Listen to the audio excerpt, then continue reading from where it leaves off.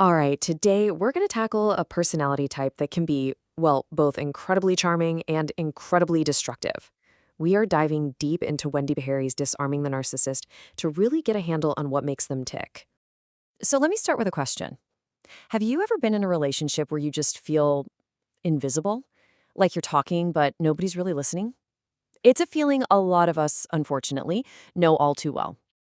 If that feeling of being dismissed or talked over or just plain unseen is a regular part of your life with someone, well, there's a good chance you're not imagining it. This is the classic textbook experience of being close to a narcissist. Okay, so how does this whole dynamic even get started? To really get it, we have to start where they start, by peeling back the very first layer. And that is the dazzling but oh so frustrating illusion they present to the world.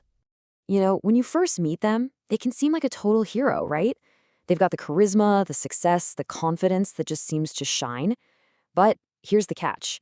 It's often a performance, a carefully built illusion, designed to win your admiration. So that's the shiny armor. But what's really going on just behind it? Let's take a look behind that grandiose mask. Think about the person you might have in mind. Do they truly act like the entire world revolves around them? Is there this sense of entitlement, like the normal rules just don't apply to them? Do they act superior, maybe put others down, and are they always looking for praise? And here are the big ones. Is there a real lack of empathy for what you're feeling? And can they ever get a genuine apology? If you're nodding your head, you're starting to see past the illusion. The word itself actually comes from that Greek myth of Narcissus. He's this young guy who falls completely in love with his own reflection in a pool of water. It's such a perfect and tragic metaphor, isn't it? An obsession with an image of yourself that makes any real human connection totally impossible. And this is absolutely crucial to understand. That larger-than-life personality, that arrogance, it isn't strength. It's not real self-confidence. It's armor. It is a heavy, defensive shield built for one purpose: to hide a very, very fragile and insecure person underneath. So if it's armor, you have to ask, right?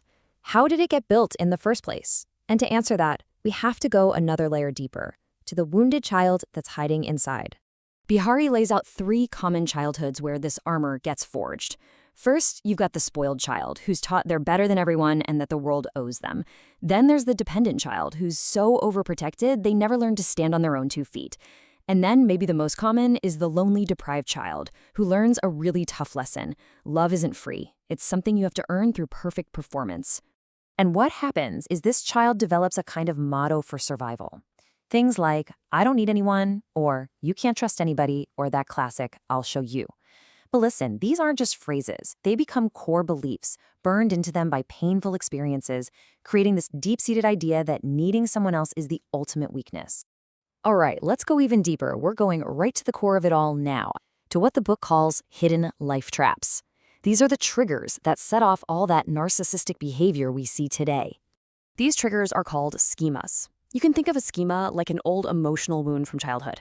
It's a powerful, self-defeating pattern, and even though it's old, it can get triggered or activated by things happening right here, right now.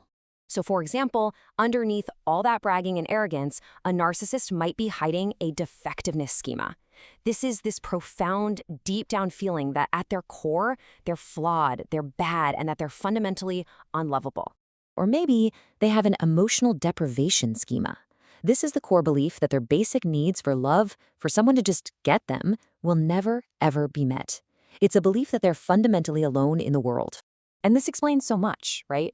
That entitlement schema we actually see on the surface, that belief that they're special and superior, it's a massive, over-the-top compensation. It's a defense mechanism to fight back against those terrible, hidden feelings of being worthless or totally alone. So you can see what happens. When something in the present day pokes at one of those old wounds, when a schema gets triggered, that narcissistic armor just slams into place. The criticism, the arrogance, the cold shoulder, it's all a desperate automatic defense to protect that terrified, wounded child inside. Now, let's be really, really clear about something. Understanding all this, it is not about excusing hurtful behavior, not for a second. It's about empowering you to respond in a totally new and much more effective way. Because once you have this new understanding, once you can see what's actually happening underneath the surface, you hold the power. This knowledge is the key to changing the whole dynamic. And the real message of this book is, believe it or not, one of hope. It is possible to protect your own peace of mind. It's not about trying to fix them. It's about learning how to engage differently, how to set boundaries, and how to protect your own sense of self. It's about arming yourself with knowledge. So now that you can see all the layers, the shiny illusion, the defensive mask, and the wounded child at the very core, you're not in the dark anymore. The first, most powerful step in disarming a narcissist isn't about changing them at all. It's about changing your understanding. And that is a power that no one can ever take away from you.